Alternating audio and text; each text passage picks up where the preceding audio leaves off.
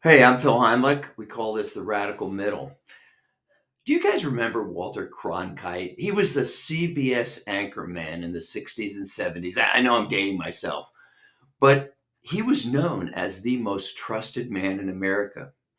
You see, in those days, we only had three sources of news: CBS, ABC, and NBC. On NBC, you had Huntley Brinkley. On ABC, you had Howard K. Smith. And CBS had Walter Cronkite. But here's the thing, they pretty much reported the same news. They weren't trying to persuade you of a particular point of view. They just told you what happened that day.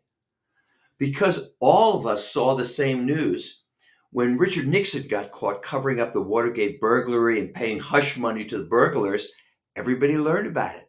And that's why Republicans and Democrats basically came to the same conclusion, that Richard Nixon was a crook. But today, things are different. We can choose whatever news we want to hear. Fox News settled with Dominion voting systems for nearly 800 million for lying about the 2020 election.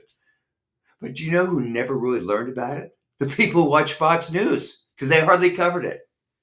The problem is these stations, whether they're on the left or the right, they play to our existing beliefs, so we never get the full story. They just tell us what we already believe.